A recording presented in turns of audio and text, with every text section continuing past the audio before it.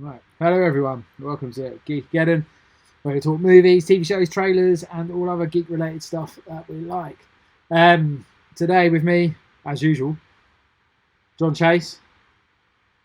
We've got Spencer Cosford, former host of Movie Sandwich. We'll keep using that for a while until you're not the former host, you're just our host, one of our hosts.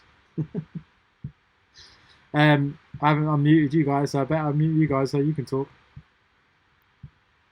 I unmuted myself. I didn't unmute any of you, so like. Spencer's our mascot. That's who he is. Yeah. Anyways, yeah. Am I live now? You are live now. Yeah. You all probably said hello, and I'm like, I kept on mute. I pressed the wrong button. But anyway, technical failure already. We could talk some movie stuff, and today we're going to start with Furiosa. Spence and I have seen Furiosa. John hasn't, so we're going to spoil it for him. Before we start, I don't care about spoilers for this one. Before we start, I will say there will probably be spoilers, so bear that in mind. Oh, yeah. If you don't want to listen to them, then skip to the next bit. But there'll be more spoilers about something else, no doubt. Yeah, there's going to be a lot of spoilers. Yeah. And also, so we get it all in now, follow and subscribe to Geeky Jerseys. Go over, have a look, check jerseys out, see what you like, see what there is. Yeah, we're all exhibiting some geek stuff. I got my Tusk shirt. Movie related ones today. Metropolis. I got Starscream, Seeker's jersey. Yeah. Cool. And it's what's it? The 40th anniversary of Transformers, so it's relative. It's all good. You got that new Transformers animated film coming out. Is it well, just before we start this, it looks dog shit.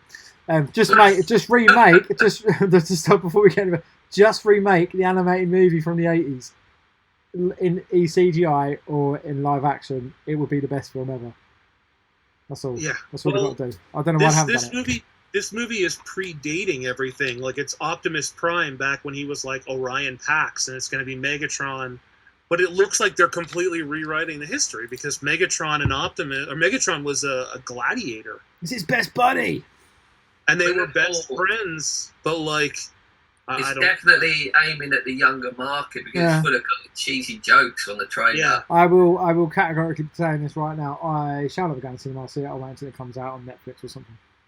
Yeah, exactly. On Paramount. It'll be out on Paramount. I stopped watching the Transformers movies after Mark Wahlberg. We've digressed in something previous. The best Transformers stuff I watch is the Cybertronian stuff on Netflix. Oh, I think my lad watches. Yeah, it's so it's proper it's proper old school like Transformers as we know them, and it's all the storylines from the comics. It's really good, like really good. I did kind of enjoy I did go back and watch the Bumblebee movie because that was alright. No, that was alright. They stripped it back, it worked better than the Michael Bay ones. That's one of the better ones that they've done for sure. Anyway, right, sorry, we're going to talk Furiosa. We've digressed. Link from, I think Chris Hemsworth is voicing Optimus Prime. There you go, nice segue, I like it. So he's also the main villain in Furiosa. So an amazing villain in Furiosa. He was fucking chewing, he was chewing scenery. He was chewing scenery left, right and centre. It was amazing. Just such a great performance. The grizzly beard and the big nose. He looked fantastic. Quality. It was so good, so good. I hear that the movie itself is actually good, but like no one's supporting it. Oh, it's such a shame. It's only made back like half of its budget or something at this point. To me, it's a travesty when you get an original film that's so much fun, so full of action, great performances, and no one's supporting it. You know, if you like Fury Road, go and watch Furiosa. It's a no-brainer. I wouldn't say it's an original film. I mean, it's a sequel. It's a prequel to a sequel. Well, I guess. But I mean, original in it, his property, and he's coming up with a story rather than basing it on anything that's existing out there. I actually read, the last time I read about the numbers for that, they said that there was going to be a third one, but because of how poorly this has performed, they're not canceling it, but they are for sure slowing down before they go into production on whatever. Yeah, you got to imagine it cost a shit ton of money to make all the vehicles. It's like Dread all over again. You've got this incredible film. Go and support it, and we'll get more of them. Maybe they'll end up doing a deal with Netflix or something, and it'll be a sort of a stripped back film. Yeah, So or do a stories. TV series like they were going to do with Dread and make it like Mega City 1. Yeah. We were supposed to ask about that, actually. Oh, yeah, I was going to ask dude. I was talking to him today, actually. I'll message him later. I'll email him tomorrow because obviously he's finished working. I think I heard. Oh yeah, because we worked with 2008, so I'll just email him. I think I heard that they'll probably tell me nothing. They'll tell me nothing. Furiosa cost 160 or 180 to make. Yeah, but then you have to double it for the. You have to double it for the marketing. So for them to make money, it's got to make at least 320 million or 300 million or something. Yeah, like that. I think it's going to be one of them ones that when it gets to like streaming services and stuff, it will be watched more so because it's in front of people, right? As in where I think something like this for us, growing up with Mad Max and things and knowing the story and knowing the history, I think it's easy for us to go right. I'm going to watch it because it's related to something I like. But then, but if it's in front of people, the Fall Guys flopped as well. I just don't think people are going to the cinema. Well, there is also that as well, right? And that was a great film with big name stars. And all the movies that have big names, like they're flopping. I haven't particularly heard great things about Fall Guy, but I did hear that Furiosa was supposed to be really good. Oh, it's excellent. It's brilliant. It's like it's one of my favourite films of the year so far. Everything about it's been in it. It's like just the whole setup, like. Even, the chase sequences, the action, the imagination as well. There's, I think there's a character called Piss Boy who literally cools down the engine with piss because obviously water's such a commodity. Yeah. You know, there's all these weird little touches. There's a guy I think called the Octoboss with a massive octopus-shaped kite thing flying behind him that kind of lifts up on him. He's on crazy. But what I liked about that was it like proper harks back to the, I think it was the Mad Max, the second one, Road Warrior. It harked back to that, the kind of people living in like a camp and stuff, and like just living in the middle of the wilds trying to survive, and it had that kind of like obviously they're traveling from one thing to another, and that's the one that had Max in it though, eh? Yeah. Like the Max as Mel Gibson as Mad Max. Yeah. No. Oh. The Max from Fury Road was the kid from the Road Warrior, wasn't it? The feral no, kid, they say say it is, but it was confirmed. It was confirmed. I think Martin confirmed it. Was it? Because I thought is it Martin? Yeah, it's George Martin. No, right? I thought the other one. I thought they said that he wasn't.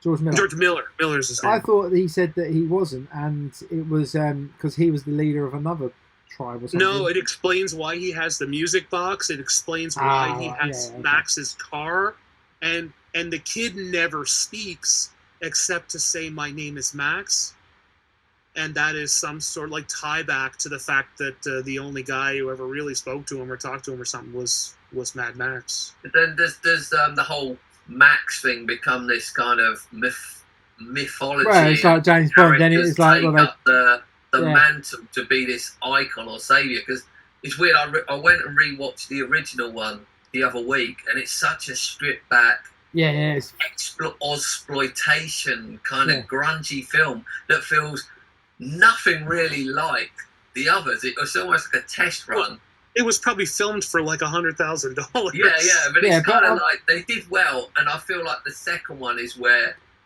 that's it. They've hit the ground running. You know, they've got the budget. I always thought the first one.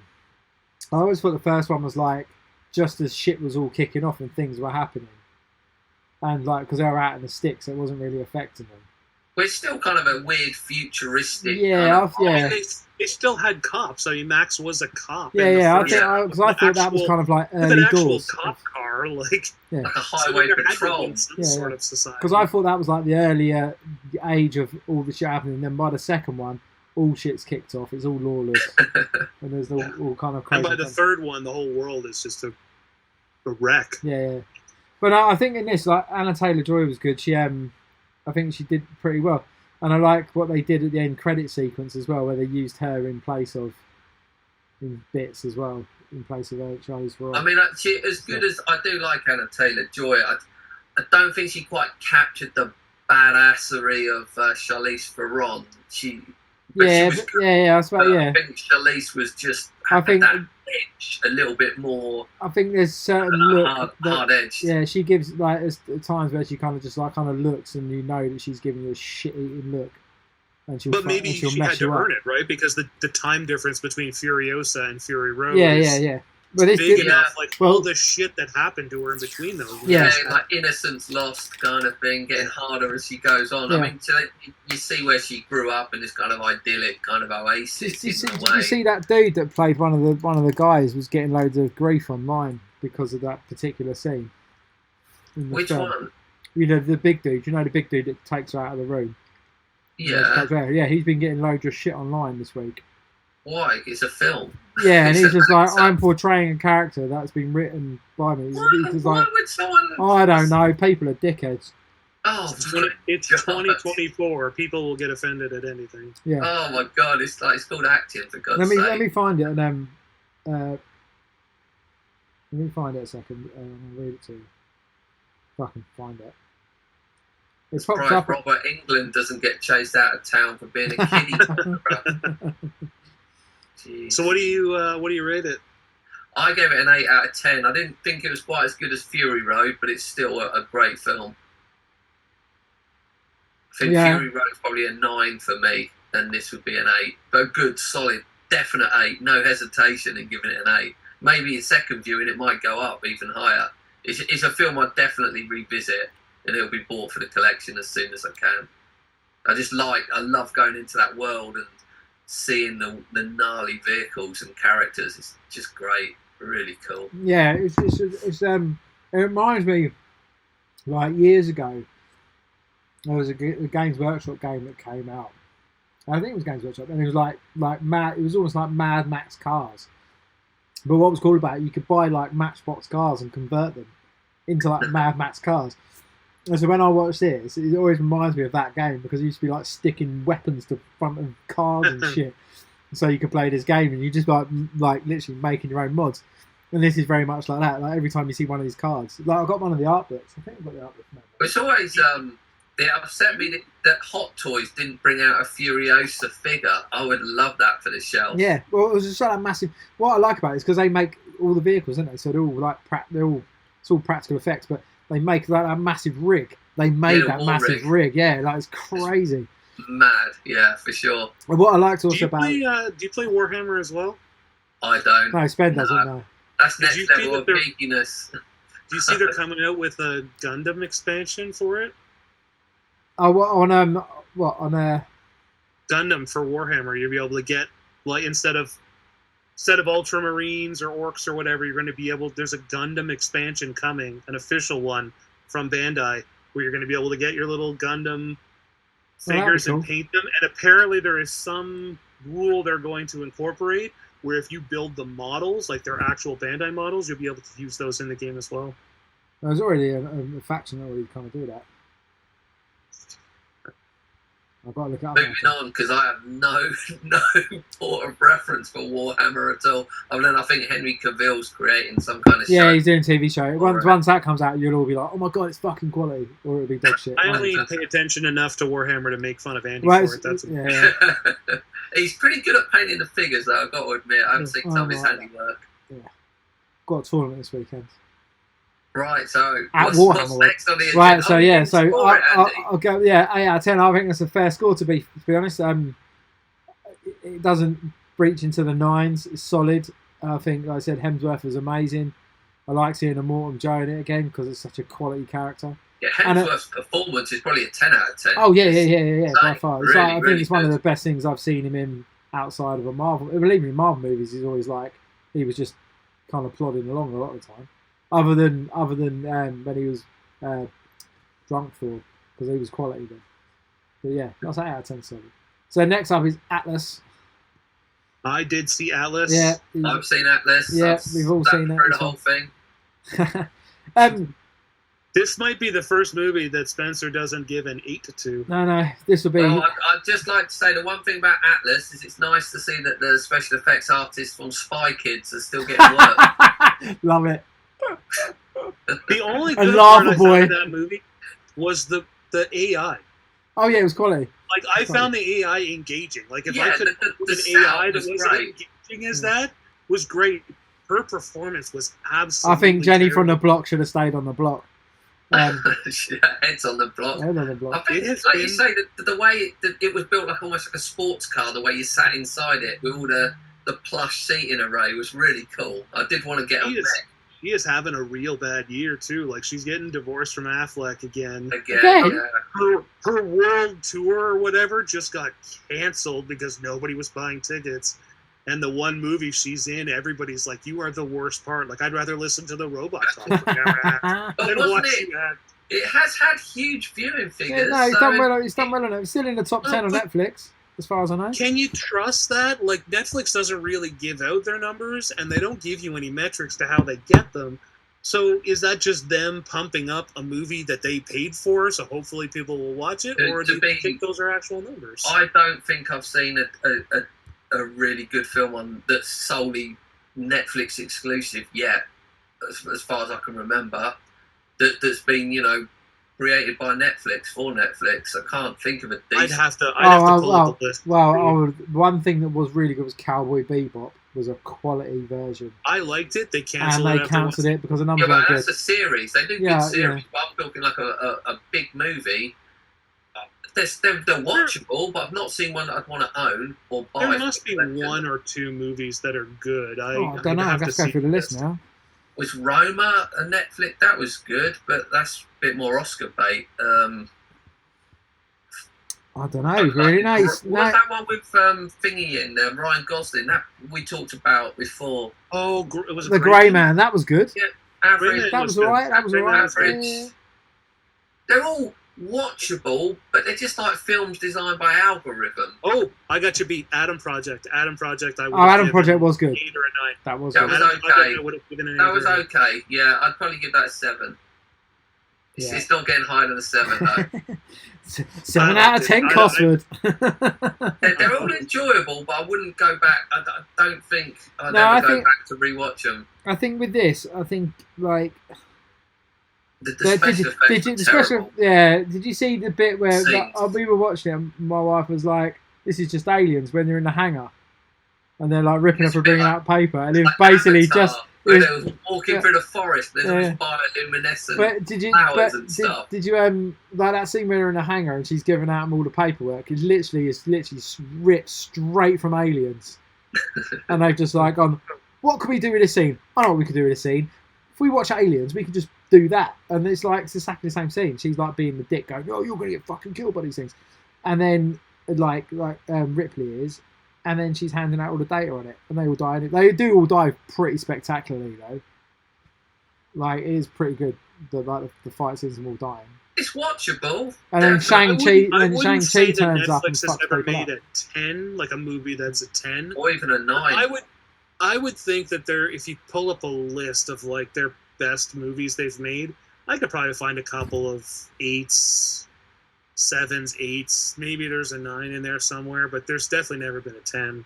But again, the budget is different, right? Like, you can't compare that to Avatar or whatever. Like, those movies have massive budgets. Oh, I will. Yeah, but I'd argue that a lot of the best films don't have big budgets, so it's up to them to find decent scripts. And will. If you're going to compare special effects from the Adam Project, oh yeah, I mean that's just to taking Avatar, shots. there's going to be a big difference in the quality. Like, I will say one movie that they You did. know, what about Godzilla? That had a low budget, but the special effects were excellent. I'm talking Godzilla, the Japanese. That's on one, Netflix not at the the one moment. versus That's on Kong. Netflix at the moment as well.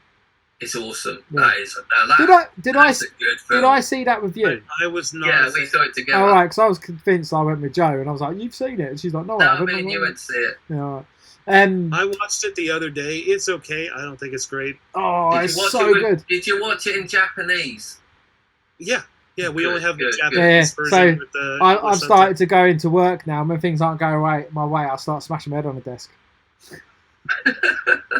That's the bit that made me laugh the most. He's like that. I Please. will admit please. that Godzilla in the movie looks fantastic. Oh, he does. Yeah, he does. The human parts I didn't like, and the ending felt cheap. It felt like a cheap escape to what would have been a better ending had they not let him. Like, if they'd let him die, it would have been so much better. And one film they did do on Netflix that I thought was really good was Spencer Confidential. with Mark Wahlberg in it. Joking. Oh, was that? Oh, hang on, was that? I think that it was. I Didn't better even check. know. I better check that was. I haven't seen that, but I'm going to give it a 3. Yeah, it's a The film. fact Yeah. it's got my Oh. name in it means it gets at least a 1. Oh, but watch other it. than It's just pure Wahlberg being pure Boston. the Wahlberg factor brings it right down. Oh, I've no. seen great films on Netflix, but just not the ones that have been produced. I know. He made by like yeah. Netflix. Spencer Confidential is a Netflix movie. It's really good, and he's really good. Like Wahlberg's good in it. He's just literally not even trying to be anything else. He's just being Boston Yeah, Wahlberg. what's that vampires one with I James don't Fox know in and that trying to sell a movie on it being Mark Wahlberg is the big draw that you think it is. I think it's a you're already on your back Transformer. foot. I'm like, if you were like, this is a Keanu Reeves movie or this is a Johnny Depp movie, you might sell a movie on the fact that those kids are in it. But like, our movie has Mark Wahlberg is not going to put asses in seats. I don't think so. What I like is we haven't really spoken about Atlas at all, other than we said it was pretty shit. I think Mark Wahlberg's good in films when he's not the main actor. So like Boogie Nights or The Departed. We'll Yeah. put him in the spotlight and it immediately goes downhill for me. Yeah, his accent just ruins it. What, do you not like Bostonian accents? It feels fake His when he rapping does. skills. I know it's his real accent, but like when he does it, it sounds fake. But if I'm gonna rate Atlas, I'm gonna give it a 2, and that is only because of the AI. If the AI was worse or not in the movie, I would have given it less than 1. Oh wow! I'd probably give it a 4 out of 10. I think No, I thought that was so. I watched it all the way to the end. And it still was only like, because you saw J Lo in her sweatpants right near the end. That was probably somebody did a Right. super cut of how many times she cries in that movie, and it's like 37 in a movie that is 90 minutes long. I love it. And like, she lives in a world where obviously technology is everywhere and AI is everywhere, and she's like, I'm not gonna use AI ever. No robot's gonna talk to me. And the robot's like, you're gonna die if you don't listen. And she's like, I don't care. I'm not gonna Well, that's listen. all right. It's all, It's ironic because I actually feel like the film was written by AI. That's how bad the someone script typed into ChatGTP with loads of prompts, and that's what it comes out. Exactly. The AI at one point is like, we have 9 hours of battery life, but if I jump, I can get you to where you need to be. And she's like, no, we're going to walk. He's like, if you walk, it's going to take 30 some hours. I'll be dead before we get there. She's like, I don't care. We're not jumping. I'm like, you're stupid. Stupid.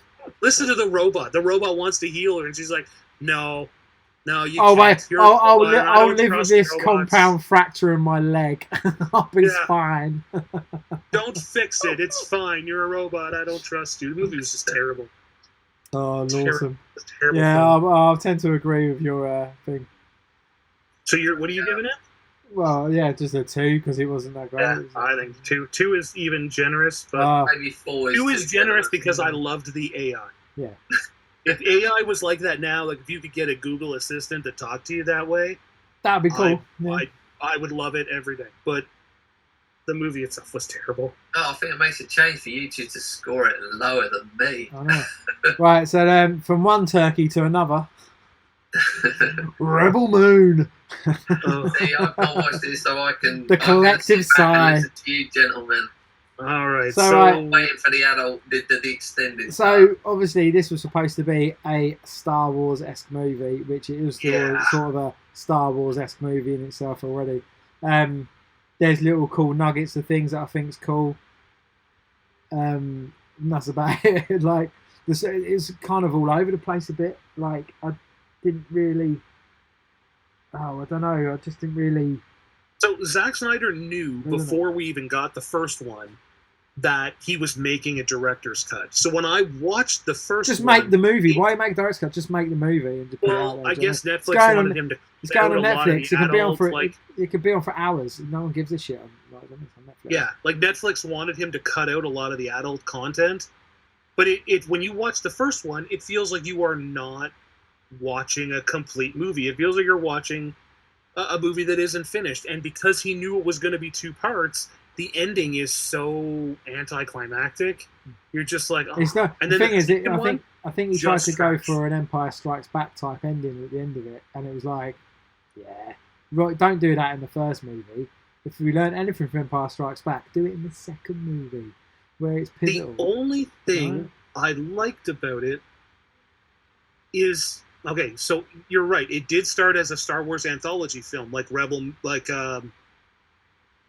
Solo, or like Rogue One. Like that was what it was supposed to be. It was supposed to be a Star Wars anthology film.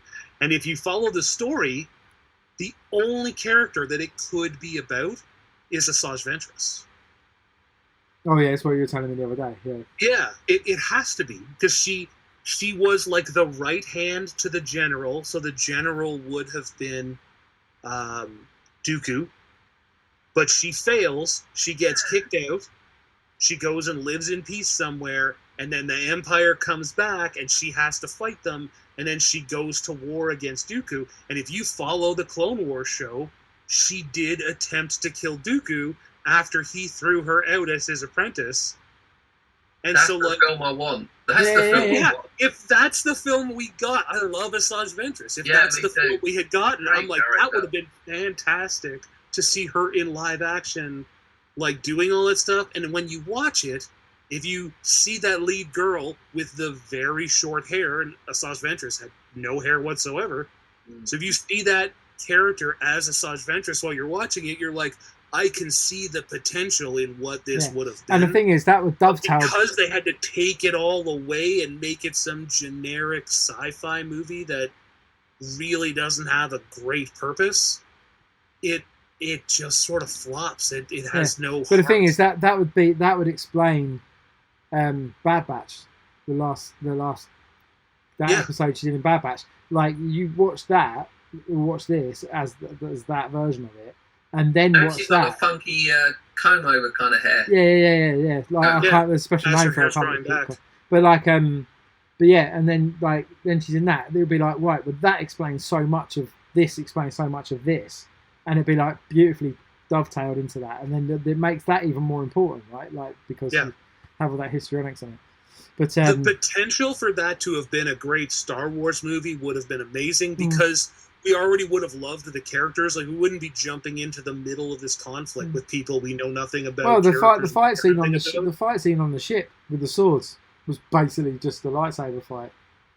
And in part 2, when they basically have lightsabers, I don't know how they didn't get sued for that, but well, they're plasma swords.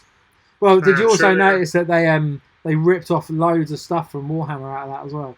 There's a scene in the first film where she's standing on the field with a banner, or someone standing on the field with a banner, and that's literally taken straight from a Warhammer model that was made in front of a book cover. That where they're standing like that is that like beat for beat is that. And then also the dude, I can't remember the guy's name, who's the villain in it, the English dude. It's Green. He was Green. So he was Francis. He was Francis from Deadpool. Yeah, the way he's dressed is exactly like a commissar straight from 40k. And like, people are going, oh my god, this is just like 40k. Warhammer must be like, Games Workshop must be having a right fucking meltdown because they're making a Warhammer film, and Zack Snyder's gone and ripped off all their themes, like all their looks. But Zack Snyder's kind of like a cultural magpie, isn't he? He does kind of like to hone in on. But then it makes you wonder. Punch was just basically loads of vignettes of what he thought was cool. Yeah. He also likes to make a movie, and then when it sucks, he adds stuff back in and refilms things to make it better. So I don't think there's anything making this better. He definitely did that again this time. I think you didn't like it. Don't worry, I couldn't show you everything. I'm gonna make it better, and we'll shoot it again. We'll film it again. That's what we're getting. Yeah, I'm going to give this a 4 just because it actually had potential. And maybe I'll change my opinion when the director's cut comes out and it's like 6 hours long.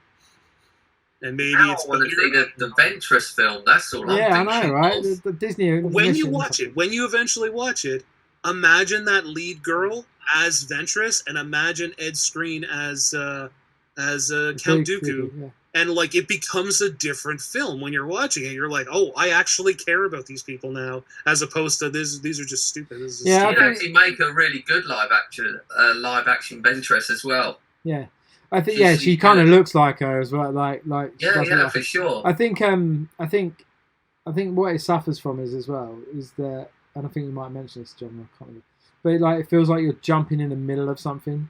Like, it's almost like he's tried to do it like New Hope and everything that, where we were kind of jumping in the middle of something, but there was development of those things before we got to this action, right? But this seems like none of that. There's no development. It's like almost like we should know who she is, and we should know who these people are, and then we're going to go off on an adventure. It's like, hang on a second, take it. And it's only in the second one that she starts to explain more about her past, and it's like, yeah, but I've waited 2 movies for that. Should have done that in the first fucking one, or at least teed up halfway through. If you imagine them as the characters they were initially supposed to be, it changes the entire movie while you're watching it, because you're like, oh, that's Dooku and that's Ventress, and all of a sudden I actually care about these characters. But when they're just like, oh, there's a war that's been going on, you have no information about it, there are sides, factions you just don't care about, it's a bunch of farmers, like, it just goes nowhere. It feels like it goes nowhere. Yeah, because it was written as a spec script for Star Wars, wasn't it? Yeah, it was an anthology film. Yeah. It was just like Rogue One or Solo. Yeah, it begs the question. Crazy. It begs the question: why did they then go? No, it's all right. I think they didn't like where Snyder was going to take it, or maybe it's because Solo performed so poorly that they were like, "We're not going to." I thought Solo was good. I enjoyed Solo. It's 2 parts. I'm giving Solo like a 5. How long are the 2 parts together? Is it like 5 hours mark? I think they're at least 2 hours apiece. Yeah. Is it 1 hour action and 4 hours slow motion? I know J.J. Abrams' lens flare, isn't he? You want the first one? The first one is a heist movie. Okay. Where you know how like they have to spend all this time putting their crew together. But they spent the whole movie putting the crew together. It just get all wiped out in one scene. Like the first movie is like, we're gonna build the best team to fight, and then in 5 minutes everybody dies. Like Avengers Assemble, and it's like, fuck, Avengers are dead. So it felt like a big ripoff to get to the end of the first one, and the second one was just like, this is going nowhere. Like, it's a real shame, because I think Zack Snyder initially, he made some really good films. The Dawn of the Dead remake was awesome. 300, the Watchmen, all 3 of them I really enjoyed. But then when he started to do his own stuff, from Sucker Punch onwards, it started to go downhill.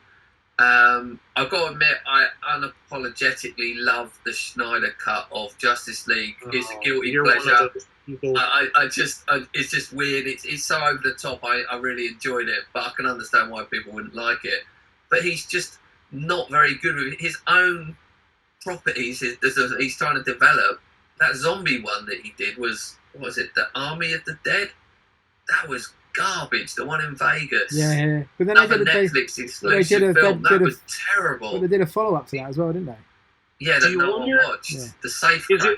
That was alright. I thought it was quite I just didn't even bother, to be fair. Is it one of those things like when they're struggling to get started, they have motivation, and then when they reach a point where like they're famous enough that everybody knows their name, they just flop? I think it's like a lot of musicians, right? Like the first 2 albums from a band are usually fantastic if they're a good band. And then when you get to albums 3, 4, they just start declining into the ground. And usually by like album 5, nobody buys it. Even the diehards are like, this is garbage. I feel like it's more that his better films are when it's someone else's property that he's adapting rather than himself coming up with a whole story outline. Yeah. I think he's got a good visual eye. So if you're doing like Watchmen, for example, you've got the panel in front of you. He's just a bad writer. Yeah. I don't think he's a good writer. That's the problem. Yeah. Because I do think even his bad films, visually, there's some stunning shots that he puts in all of his films. He's got a good eye for that. But he's like a music video director almost. Yeah, I'll give him that. So we've done scores, haven't we, on this? I will watch it at some point, but like I say, I'll wait for the extended cut to put myself through more pain. Right. So like I said, I'm a 4 for that one, for Rebel Moon. Yeah, I think about the same, I reckon. So moving on, we are now moving on to Blue-Eyed Samurai on Netflix. We're talking Netflix, a lot of Netflix up today. Another one I've not been able to watch yet. Sorry, guys. Blue-Eyed Samurai I haven't watched all of it. I'm still finishing it. It's what? I haven't watched it yet. I've been busy, John. I have a life. I've got work. I've got to do stuff. Embarrassing. It's well, what I've watched is so good. Like the animation is beautiful, and I think it's Brian Kissinger. I think it's his name, the dude that produced it and animated and stuff. I follow him on Instagram. It's beautifully animated. It's not as much Japanese anime as it is like American anime. Oh, like it feels more balls out than like a Japanese one would be. The music is all like rock music while they're doing it, but it's such a beautiful movie and such a beautiful story, and there has to be a season 2, maybe even a season 3 coming. Yeah. Oh, it's beautiful. It's just everything about, like, even the story. It's a good story as well. It's like, it's the story hooks you, the art hooks you, the music hooks you. Like, when you're watching even samurai so much fights, so, I was trying to find, like, because obviously they usually release art of books for these kind of things, and I was trying to find an art of book because I was like, I just want to own it because it's just beautiful to look at. And then that's where it's Brian Kessinger, I think his name is. But because he used to work for Lucasfilm and stuff and Marvel. But yeah, it's just amazing to watch. When you watch it, you'll be like, oh, it's quality. It's on the list. I'm just sorry, kids. It's just I know. But it's one of these things. Like, it has got anime boobs in it, so you have to be careful watching it around children. You should really look into orphanages. There definitely have to be some around. You can send those kids. Send them down the pit to work. Down to mine. And you're British. They definitely have chimney sweeps. They do. But yeah, they all speak like Dick Van Dyke. But it's beautiful. Well, even just like the images on the screen, which you guys can't see, like it's that good. And when I was when I found there is a guy there's a website that does retrospectives on the art and stuff, and it goes through all like the sceneries and things, but it shows you all like the preliminary sketches and that, and where he used like Clint Eastwood when he was it's not Dirty Harry. What was the one, the Wild West one, when he was in westerns? But Clint Eastwood, quite a lot. Clint Eastwood in westerns, like where he's got like a poncho over the top and that. He used that as the model. Oh, the Man with No Name. Yeah, he used that as the model for Blue Eyed Samurai and how like she's wearing clothes and stuff. And yeah, it's just visual. No, from some of the design. There is not a bad episode. No, it's all really There's good. There's not a bad episode. There's nothing you would cut. And the supporting characters are good as well, and they're interesting. Like, I mean, I love Samurai. I thoroughly enjoyed watching Shogun on Disney Plus. Yeah, I thought we watch but they we'll have to talk about that sometime. But this is making me want to watch Shogun even more, right? Because I'm just like it's just I want to watch it. Oh, if they made live action version of this, I'd watch it 100%. And if it's as good as what this would be, like, I'll as long as I get Zack Snyder to do it. I would give Blue Eyed Samurai a 10. Like, I cannot imagine anything you would add to it that could make it better than what it is already. You can't fault it. Like, I've been watching lots of anime stuff. Like I said, the music, the art, the story, every part of it is fantastic. Nothing needs to be changed. It's perfect. Yeah. Yeah, it's got to be watched. I don't. There's not much more to say about it. Once I finish Clarkson's Farm, I'll try and move across to it. Priorities. I've been hooked on that recently. I've seen all of it. They did renew it for a season 4, and I think a brilliant as well. I haven't watched it because season 3 ends where they think it's over. Like don't say too much. I've still got that. I've still got that to come. If you're interested on Blue Eye Samurai, if you go onto YouTube, there is a making of Blue Eye Samurai. They did a huge talk. Well, when I was watching Arcane, it kept coming up. That's another. You will like this. Yeah, see, the Arcane's another one. I need to rewatch that. But Arcane's another one that I thought was fantastic. Again, like that. It's almost like that quality of animation, but like obviously simplified about the texture bits in it. But Arcane was amazing to watch and visually beautiful to watch. It's again like I thought that was one of the best animated styles I've ever seen. Yeah, like you can kind of painting. Other than like Spider-Man Into the Spider-Verse and stuff, which again is just a whole nother level of making something look like a comic and animate. Like, do you know what I mean? Just nails that. But like, yeah, from being designers, from a design perspective, the aesthetic is so good, so good that it's just eye candy. Like you made me want to go and watch it straight away. Yeah. It sounds awesome. Right on my street. Right. Anyways, right. Yeah. So I'll agree with John. It's a 10 on that one. Now we're gonna be here for about 2 hours. I hope everyone's sat down and ready.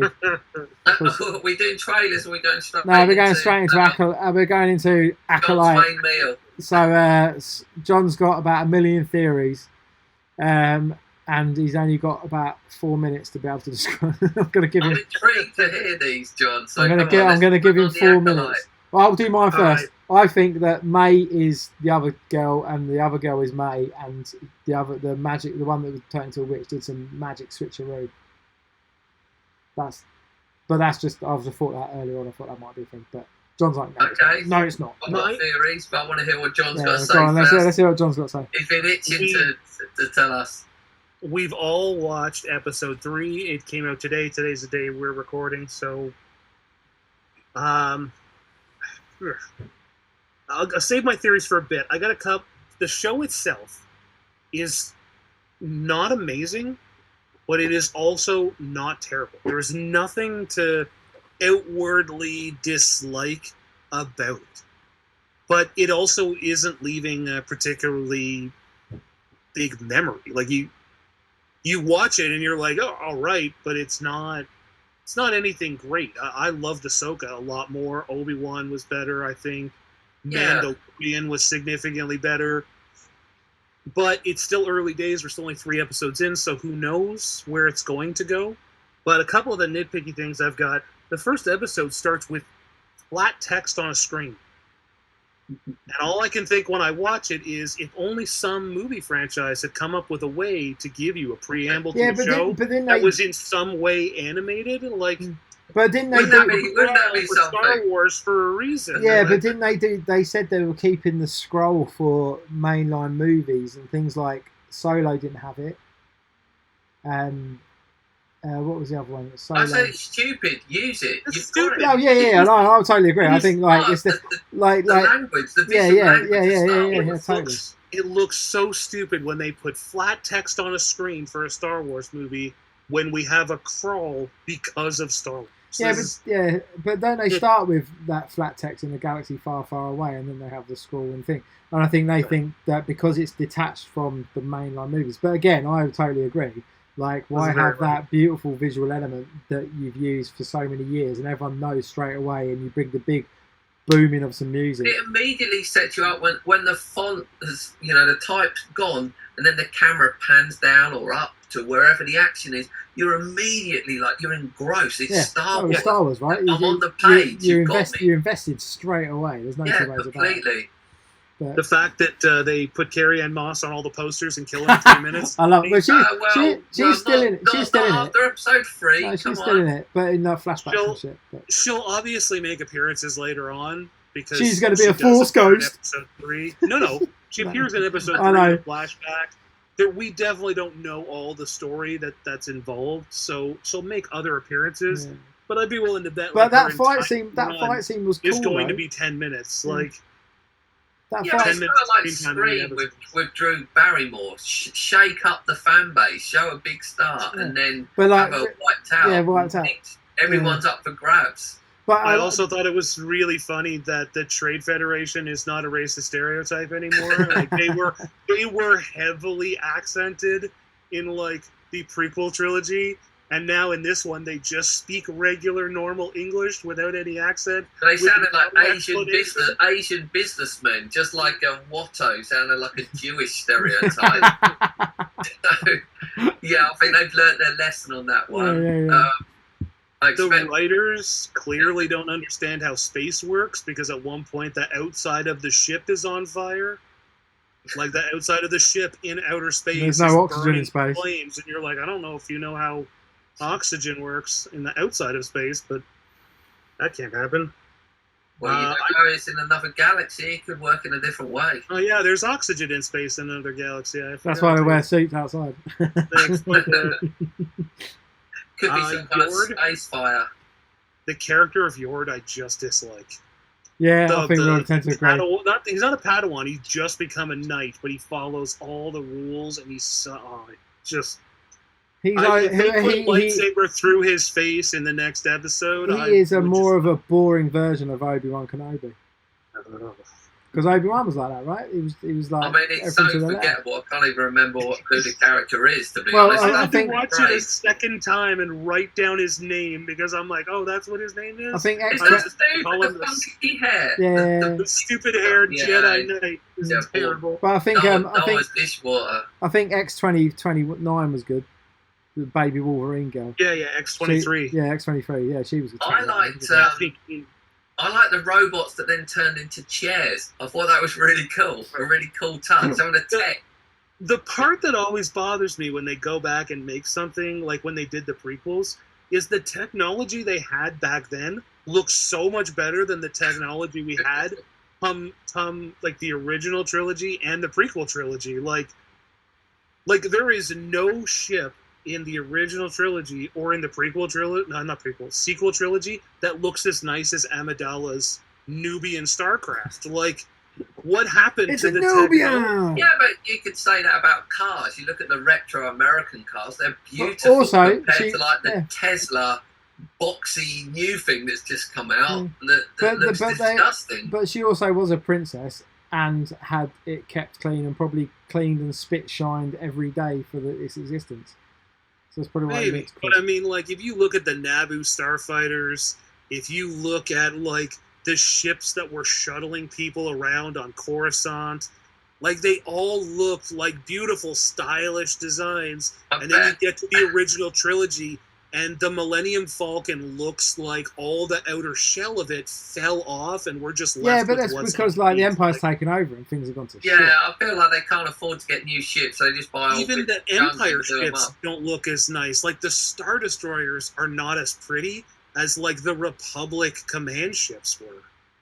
It's like everything falls off, and now we're 1,000 years in advance, and like, oh, the robots controlled the ships, and they became chairs, and all this stuff happened, and like. 100 years later, no one has this technology anymore. When the Mandalorian repurposed the Naboo Starfighter, I was so happy to see it again. Yeah. But it was all crusty, like you say.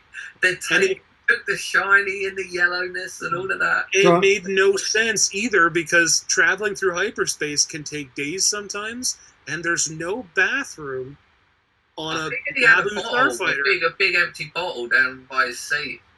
He's a piss boy from Furiosa. Piss boy from Furiosa. So Grogu, go and tip that on the engine. Back to the Acolyte. Yeah, go on. You've got about a minute. You've already used up 3 of them. So there's a point where May speaks to her Sith master, at least as far as we know. And the point I have here is that Sith don't teach the truth, but neither do Jedi. So there are a number of times through the 3 episodes where either the clearly what is intended to be the bad characters of the show and the Jedi will say things, and you're like, I don't think that's true. Even the Jedi will do that philosophy of it's true from a certain point of view. Like, there's a part where May thinks Asha is dead, and Asha and Saul say they watched May die. But as we watched from episode 3, May kind of is the one that disappears first. So how did she know that Asha would have died? She didn't watch. So like, who's lying? Like it feels like we are not being told the whole truth from either side. So you have to take everything that is said with a grain of salt. And there is a line that Saul says when he's fighting May, where he says, Jedi don't attack the unarmed. And then May says, yes, you do. But so far, we've not seen anything where Jedi attack unarmed people. And, like, is May being lied to? Because if you watch episode 3, the parents who are raising her lie to her a lot. There is a line that one of them says, where is it? That women like them with Force ability are not accepted in the universe. And that is not true. The Jedi, if you have the Force, that you are accepted as a Jedi. but they didn't want her to leave. So even her parents were lying to her from the beginning.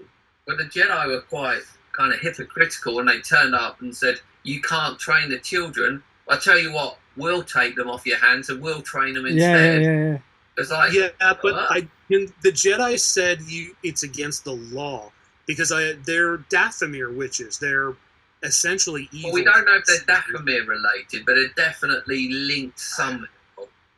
They are we only know Dathomir witches from the Clone Wars, but I mean that's why we called them, because they're from the planet of Dathomir. I'm assuming there are splinter cells of them, but I wonder if they are a splinter cell, or whether they're going to link back, or whether they're a completely different cult of witches that just, different tribes, different maybe warring factions.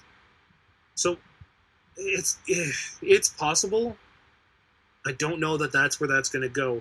No, my theories after watching the first 2 episodes was I wondered if the characters were going to swap, because May didn't know that Asha was alive, so she had been told her whole family died, and Asha thought her whole family died.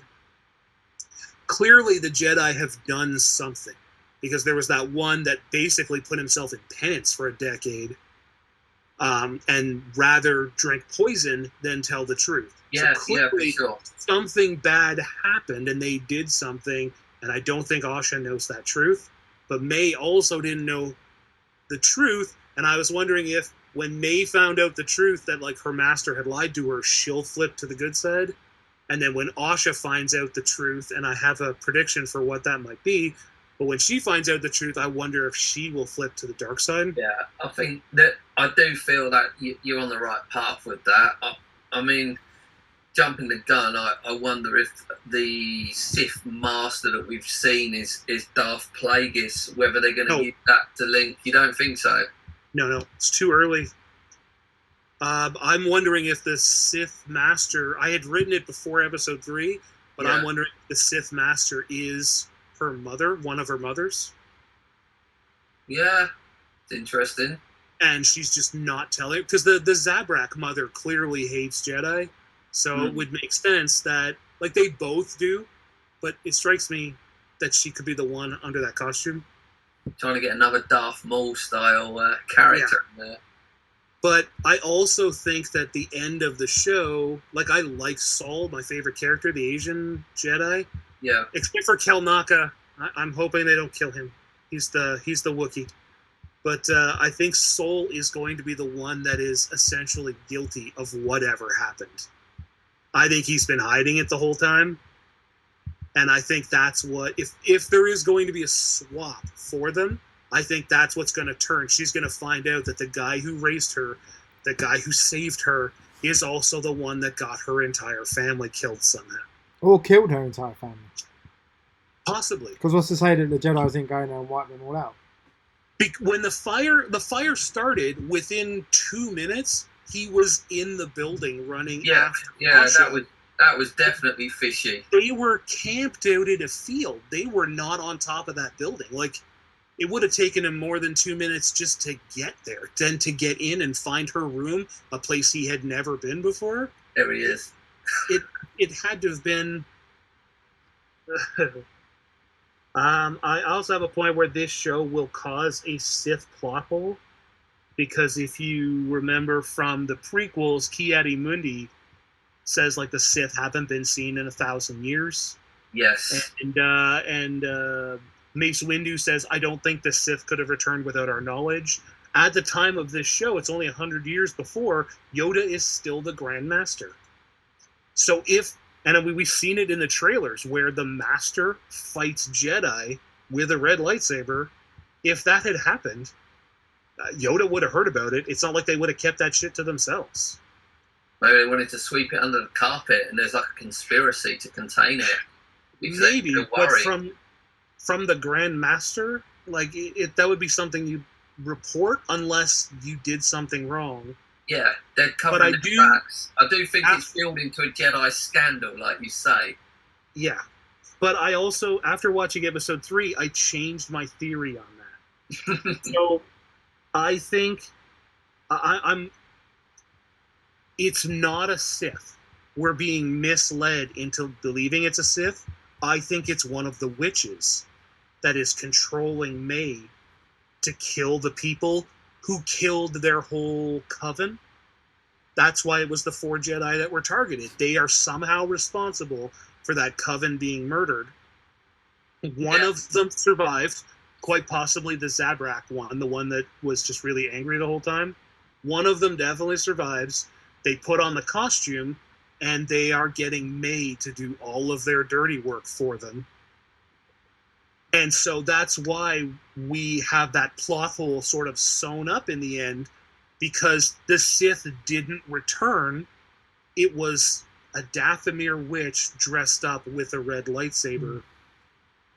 And that's how they'll the twist is that May knows who it is and is doing it because she always did what that woman told her. Yeah. And she's when willing. Soul was checking her mind, when he was fighting her and checking her mind, he says she doesn't know who her master is. I'm willing to believe she doesn't know who her master is. Because, I mean, why would the master then appear in a mask when she talks to her? If she knew who she was, you wouldn't need the mask. You were alone on a beach with no one else around. Like, the only reason to hide your identity is you don't want the apprentice to know who you are. So looking forward to see where this goes. Obviously, 1 a week for the next. How many episodes is it, John? I think it's 8. It's going to be 8. I do like John's theory, actually. Yeah, it's quite good. It'd be interesting to see where it goes. Thinking Darth Plagueis is going to pop up. I think that's just wishful thinking on my behalf. It is just wishful thinking. But I think I always wanted to see what it looked like. Yeah, but they'll do something at that point, won't they? And then the other sort of stretch to that theory I had is, what if it's not a Sith or anybody? What if her master is nobody? Remember Marok from Ahsoka? The one all dressed in black, and the second it died, it just turned to dust? Oh, yeah. It was a Dathomir witch who created that in the first place. Yeah. So what if this is just a creation, a specter in a shell that is being used to manipulate May to get done whatever they want? And again, that also feeds back to, like, why did we not hear about the Sith that they fought 100 years before Phantom Menace? Because it wasn't. It was a projection that a witch created, or it was a witch in a costume. Like, one of those could be, I think, make more sense than we're seeing an actual Sith Lord, and that we never hear about it again. I think it makes more sense. Right, so let's move on. I like those theories, though. good theories, I'll definitely be watching it with that in mind now. Yeah, it'll give you something to think about. So we're going to move on to some trailers. I can't remember what's next, so this will be a surprise to all of us. Twisters. Looks good. Looks good as a remake. What was it? The Flame Nado in the trailer looks cool. It's a sci-fi show waiting to happen. In high school. Yeah. I saw Twister when I was in high school. I owned that movie on VHS. That's how long. It's similarly on as well. Yeah, if you watch the trailer, there's we were in the cinema and it came up and I went to my wife, that is a sci-fi movie waiting to happen. Flame Nado. Like, it's got to happen, right? I think it'll be a good crowd. We can watch it. It's going to be a popcorn movie. It's going to be an action, pure entertainment. Movie. Yeah, and it'd be a nice story. Is not going to be dramatic. You're not going to go home and be like, that movie changed my life. No. You're just going to be like, I didn't waste It's hours. just not right that Paxman's not in it. Not Paxman. Yeah. Helen Hunt and it was Bill Paxman. Bill Paxman. Yeah. I think that'll be cool. There seems to be callbacks. I think you spotted the Dorothy. Yeah. In the trailer, and that is clearly Helen Hunt's daughter. Like, they picked an actress who looks a lot like Helen Hunt, so we're clearly going to find out that's her daughter. And it's continuing Glenn Powell's push for the go-to leading man status. Yeah, he is having a bit of a push, isn't he? To be fair, he's a likeable fella. Yeah, even though we haven't covered him, we will do. But he is enjoyable in Hitman. He's very good in Hitman. But we'll talk about that another time. Yeah, it looks all right. I think I agree with you, John. It'd be one, you go to the cinema, you'll watch it, you'll come away, go, yeah, that was fun, and that would be where you leave it. Yeah, sometimes you'll watch a movie and you're like, wow, I just wasted an hour and a half or 2 hours, but like, You're just gonna watch it and you're just gonna be like, "This is a good movie." That's it. Enjoy it for what it was. Yeah. Just gonna be fun. Yeah. Pure entertainment. Does look good. Next one we're moving on to is Moana 2. Which was originally going to be developed for Disney Plus as a series, wasn't it? Or as a Disney Plus exclusive, but then they changed their mind and went. It's going to theaters. I wonder if they've got swearing in this one as well in the songs, like they've got in the other. Not gonna lie, Moana is my favorite Disney movie. Oh, it is good. Oh, really? Have you heard the swearing in the songs? I've where she heard goes the in, songs where many times. she's I going, don't know if I know the rising. I heard it when I first listened to it, and I was like, "Hang on, she says that she 100% says it." I'm going back, right? So John has got Moana as his favourite. Andy, favourite Disney film on the spot. Come on. Disney animated film. Yeah, animated film. Oh, I don't know. Big Hero 6. I love Big Hero 6. It's quality. Okay, mine's Lion King. Definitely, The Lion King, 100%. Best soundtrack as well. I bought that and went back to watch it, and I don't like it. Oh no, that did he? I liked it as a kid. Oh, I watched the thing. I watched a sketch the other day from I can't remember his name now, the English comedian, and he was like, when they go into Disney was a complete menace, like where they'll go in and go, right, got a film about a deer. And she's with his mum, and he's like, kill the mum. It's like, okay, so we've got a film about a lion and his dad, and he's going to raise his son if it kill the dad. And it's like, okay, that's a bit harsh. And everything you go to, like, and then he's like, Up. We've got this two married couple, and they're going to fly off in a house in the balloons and go, kill the wife. Yeah, we're not including Pixar in this. Yeah, Up is Pixar. I'm not including Pixar. But that made me laugh. I was like, so true. The Lion King is just Macbeth, is it not? Yeah, that's what's so good. It's so Lion King is just Macbeth. Shakespearean. It's epic, and the songs, the Circle of Life. Their songs are When was good. the last time you watched it, though? You go back and watch it now. The animation is so dated. Yeah, but and the songs are so horrible. It's the story, the songs, the emotion, the characters, the movement. They studied animals for so long to get them. See, that's it. See, I watch it from that perspective. I watch it from the technical stuff. When you watch it, you're saying animation's dated, but then your favourite is Moana, where some dude locks this poor girl in a cave and leaves her to starve to death. Yeah, it's really good, and she got out in like 2 minutes. When The Rock, they had to tailor the song because his singing range is so bad. They just had to kind of make it as simple as they can. So you've talked his way through. I have two nieces that are like, I think it was like they were 10 and 11 at the time. They loved was it Bruno? No, Encanto. No. Encanto. Yeah, Encanto, right? That's the one with Bruno? Sorry, I'm just going to... Yeah, we don't talk about Bruno. I watched it twice because they loved it so much, and every time I'd call them, I'd be like, this movie is terrible. Like, Moana is so much better. My favourite... Sorry, I do love Moana. It's a great film. Yeah, I'm going to change my favourite Disney movie, animated movie. I've just realised Rapunzel is my favourite one. It's fucking hilarious. I love it. I've watched Rapunzel. Rapunzel's good. Rapunzel's quality. Good. I saw it at the cinema. I mean, I've also got a massive soft spot for the Frozen films because of my daughter. So I think Frozen 2's got a cracking soundtrack. Do you think that'll change when you send them to the orphanage? I think that's because I was forced to watch it so many times during lockdown. I've got Stockholm syndrome, and I've got a bit of a crush on Elsa. If for animated Disney princesses, she's probably your weirdo. Guilty crush, the weird guilty crush. If I go to like a convention and there's anyone cosplaying as Elsa, danger time. My problem with Frozen is it doesn't have a proper progression. It doesn't have a proper villain. It feels like the story kind of goes nowhere. It was originally written for Elsa to be the villain in the first one.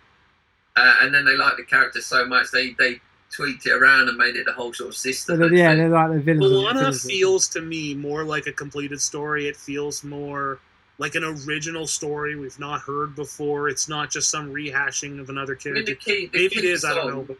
I mean, the song in Moana is fantastic. The big song, I can't remember what it's called. And the swearing in the music, which I love as well. And who doesn't like Hey Hey, the little chicken? I mean, that's Alan Tudyk. Yeah, the chicken's fun. The chicken's cool. That's Alan Tudyk. Can't believe Alan Tudyk got fucking paid for that. Well, he was in the... he played the goat in Wish, didn't he? Yeah. He plays voices everywhere. He is in so many things. He was also the Duke of Wesselton, in, yeah. in Frozen, and then he was Duke Weaselton in Zootopia. Did you hear the weird theory about Frozen that Elsa's parents got walked up on the shore and met Tarzan or something weird? No, Yeah. Yeah, they're somehow related to Tarzan. They raised Tarzan and brought him back. Some weird... Oh, no. Elsa's parents died going to the wedding that... I can't remember it off the top of my head now. Yeah, I just vaguely remember. It's something to do with Tarzan. It's some kind of weird Rapunzel's in Frozen as well, isn't it? Rapunzel and Ryder. They walk into the... they got the little Easter. I do like the little Easter eggs they dot in the films. Right, last one to move on to. Oh, hold on. Moana 2 looks great. There you go. Yeah, there you go. It looks all right. It's a shame John. We don't really have any footage. We don't even have a story. I don't think. No, it's just the animation trying to bring the tribes together or something. And is Maui going to be in it? Yeah, he's in the trailer. Oh. You see him turn into the drop the boat and grab the chicken and pig. Oh, right. Anyway, right, let's move on. Moment, Andy, come on! It's the big reveal right at the end. Yeah, but I thought Hollywood were cancelling. You're right. Andy stops trailers 20 seconds before the end, before the money shot. Yeah, I'm like, who fucking gives a shit. So next one we get to is Venom 3. Good lord, the trilogy of awfulness. Oh yeah, like the only saving grace about these movies, and I think you might agree, is Tom Hardy, and himself and Venom talking to each other. It's the best bit about the whole film. All the films. That part's funny. Yeah, it's like where it's like even in the trailer, and he's like, "We are." And he's like, "Venom," and it's like, "Oh, it's fun. It's funny, right? It's good." But the conversations they have between each other are funny, and it's almost like watching like an old married couple, but it's funny. And then they ruin it with all the other shit in between. It turns Venom into a slapstick comedy character. Yeah. And that to me is kind it's not what he is. He's supposed to be like not at all. Horrible piece why of have shit. a Venom film without Spider-Man? It's well, ridiculous. That's the other thing. My wife went tied into the character. Yeah, my wife went to me, "Where's Spider-Man?" I was like, "He's never going to be in it." Well, they completely dropped the apparently in Venom 3, the story is that what's his name, Brock, is trying to save or somehow saves a young Peter Parker. Like, this is supposed to be the last Venom film, and at some point in this movie, he meets, like, a young kid whose parents just died, and the kid's name is Pete. Oh, my God. And that's how they're going to tie it all together, and I'm like, this already sounds... I thought it was to do with the symbiote a little bit of the symbiote going through the portal and ending up in the Tom Holland timeline. No, they shit-can that in the trailer. No, you see them with the glass over the top of it, but what timeline is that happening in? Who knows? Sony have made an absolute mess of the spin-off Spider-Man films. I didn't even watch Madam Web. The best Spider-Man films they've made, Sony have made, is Into the Spider-Verse. They're the best ones they've made. Yeah. Well, by far. Off their own back, for sure. What Sony should have done, they should have given Marvel permission to use Peter Parker however they want. But they should have also struck a deal or whatever to say, you can have Parker, we will take Miles Morales. We just need your Peter Parker, or like a story for it, for like 5 minutes. Just to explain that our universe had a Peter Parker, he died, and now Miles Morales is going to be our Spider-Man, and we will have a universe with our movies, and you can have a universe with Parker. Which would make sense, because then they would have been great movies, because you have a Spider-Man character, people would have liked it would have done well. But to try and make a bunch of B villain characters into solo movies, like a Kraven movie is supposed to be coming. What's the point? I mean, they could make a brilliant Spider-Man film with Kraven as a baddie. Yeah. But why put him in his own film and then completely change the character into some kind of, he looks like an eco-warrior or some kind of hippie guy. And he's a complete arsehole in it. He's a complete arsehole in the comics. And let's not forget, I assume you both probably suffered through Morbius. The end sequence where they bring in the Vulture makes no sense whatsoever. Yeah. I refuse to watch that. I won't watch Madam Web. I am not. Madam Web is fucking awful. The only Have you seen it, Andy? I've yeah, not watched yeah. that one. I've Like it's absolutely fucking Wait awful. a minute. Stop. You haven't finished Blue-Eyed Samurai or Followed, but you watched Madam Web. I watched it at the cinema ages ago.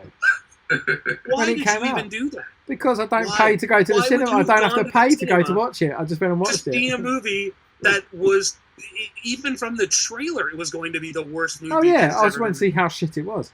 But the only payoff is that you see the girls in their spider costumes, and it's like that's really cool. The rest of it's complete shit. Yeah, she wears her special glasses at the end, which are hilarious. You are just disappointing. Well, disappointing. I mean, they've missed the trick. Sydney Sweeney should have been Black Cat in the Spider-Man film, not whatever the hell she is in the Man and Web stuff. Yeah, well, Marvel can still do that, right? Because they're not tying technically, the Sony universe stuff. Thank God. What was it?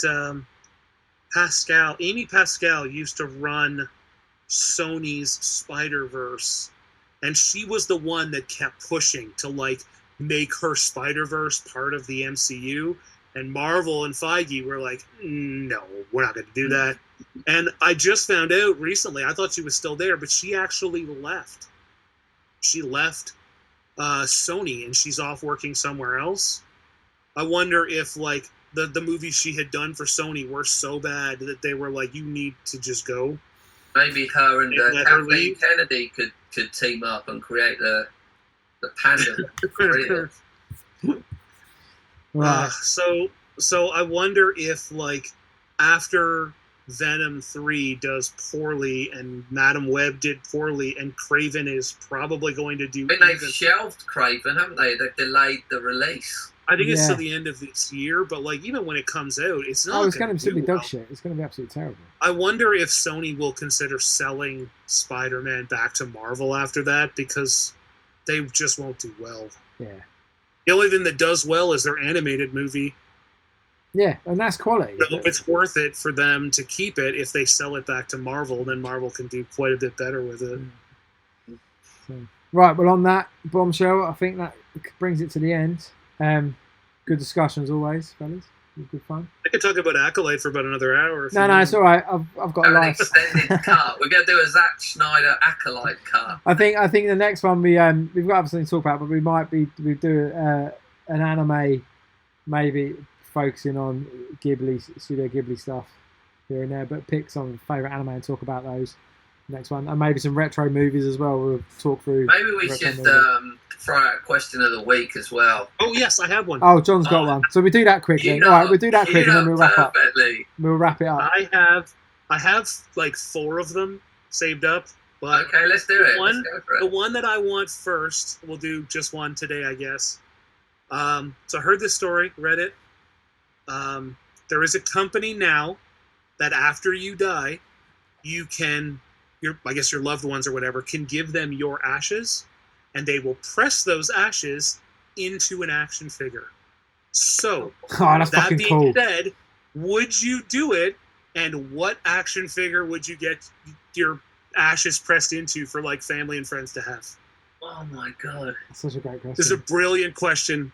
That is tough. I mean, do you go for favourite character, or do you go like, there's not even none of us are even like, no, I wouldn't do that. We're all like, that's absolutely I'm totally sold on this. Be sitting on someone's desk. But like, who do you want to be for the who do you want your ashes to be? Is there a question? Well, my wife's just shaking her head outside. This is a true thing. She's not putting on the television stand with the cats. But I mean, are we talking like a Hot Toys quality action figure, or like a tiny Kenner one, or a pop? I mean, Hot Toys are usually all armatures and stuff inside, right? So I'm gonna say, like, let's say it's like a Hasbro 6 or 7 inch articulated action figure, like Star Wars Black Series or Marvel Legends or the DC Universe stuff that McFarlane does now. Wolverine. Is that what you're going with? You're going to be a Wolverine? Yeah, I love Wolverine. I always wanted a Wolverine figure when I was a kid.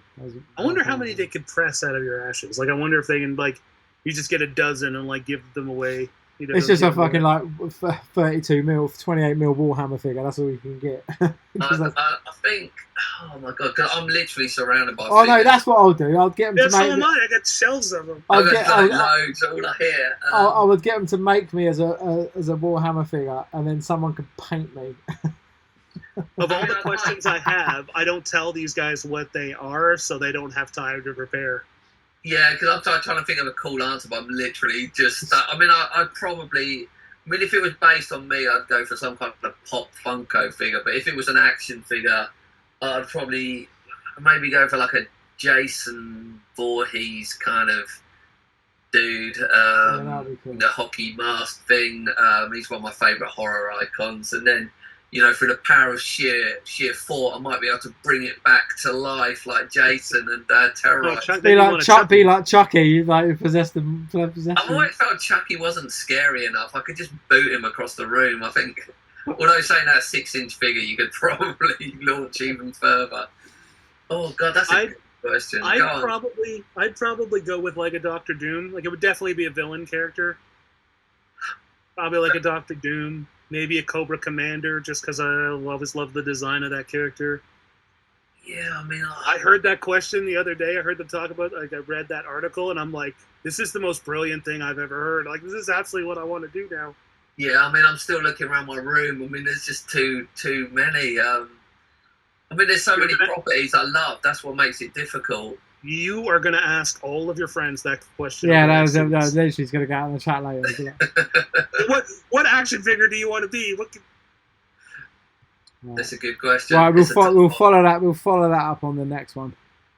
I want more questions like this. Yeah. We were literally, I've probably spent all day preparing an answer and then brought up like little sheets with diagrams on. And I have 3 more questions that I kind of like, but I think we'll save them for save them. Yeah, don't do them. Excellent. Cool. Right, we'll wrap it up there, guys. Remember to subscribe, follow and subscribe. Check out Geeky Jerseys, and we'll see you again next time. Cheers. See you later. Cheers, guys. Take care.